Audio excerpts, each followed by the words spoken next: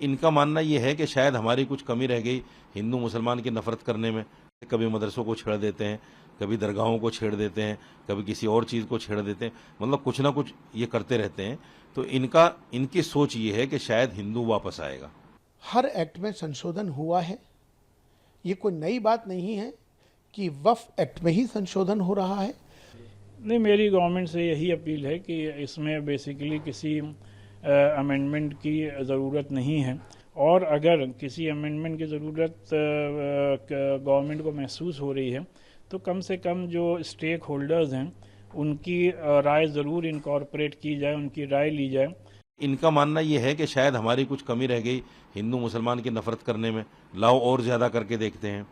जैसे कभी मदरसों को छेड़ देते हैं, कभी दरगाहों को छेड़ देते हैं, कभी किसी और चीज़ को छेड़ देते हैं, मतलब कुछ ना कुछ ये करते रहते हैं। तो इनकी सोच ये है कि शायद हिंदू वापस आएगा। हिंदू वापस आने वाला नहीं है। हिंदू इनकी राजनीति को समझ गया।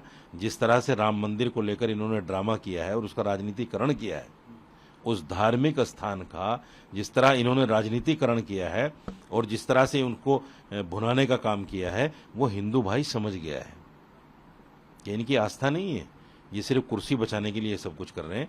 इसलिए हिंदू अब इनके जाल में फंसने वाला नहीं है। एक पॉइंट और है इसमें, जो सेकुलर पार्टियां इनके साथ लगी हुई हैं, चाहे वो जेडीयू हो या तेलुगु देशम पार्टी हो या बीजू जनता दल हो, क्या उन लोगों को नहीं सोचना चाहिए? तुम मुसलमानों के वोट से आते हो और ये आए दिन मुसलमानों पे हमला कर रहे हैं, तुम्हें शर्म आनी चाहिए, इनसे समर्थन वापस ले लेना चाहिए। या तो इनको बोलना चाहिए कि अगर ऐसी बातें करोगे तो हम समर्थन वापस ले लेंगे। कम से कम दबाव तो बनाए। वो बिल्कुल सामने देखकर तमाशा देख रहे हैं। इसलिए मुसलमानों को ये भी सोचना पड़ेगा, उन सेक्युलर पार्टियों के लिए भी। देखिए, पहली बात तो ये है कि मैं ये समझता हूँ कि जो वक्फ के अंदर जो अमेंडमेंट हो रहा है, कल कैबिनेट की बैठक हुई है और अब कल संसद में इस पर प्रस्ताव आना है। अमेंडमेंट एक प्रक्रिया है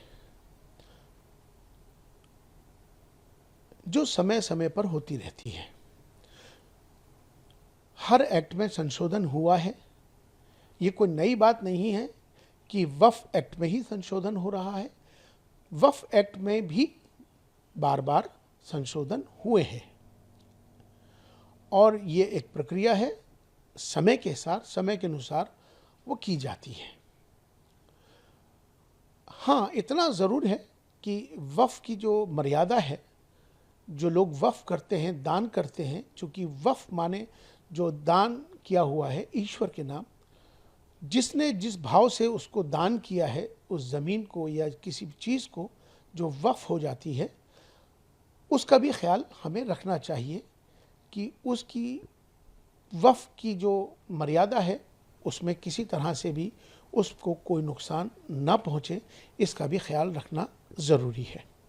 देखिए, वक्फ प्रॉपर्टी जो भी मुसलमान वक्फ करता है या वक्फ ऑलरेडी की है, उसका बुनियादी मकसद ये होता है कि वो किसी न किसी चैरिटेबल पर्पस के लिए या जिस भी पर्पस के लिए वक्फ की गई है उसको उसी पर्पस के लिए इस्तेमाल किया जाए, जिसको कि वाक़िफ़ की मंशा कहते हैं।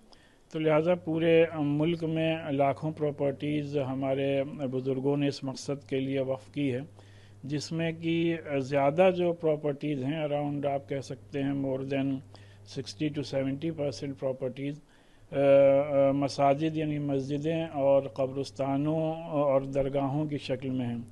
और इसी के साथ साथ मुल्क में इन प्रॉपर्टीज़ को रेगुलेट करने के लिए 1995 का वक्फ एक्ट मौजूद है।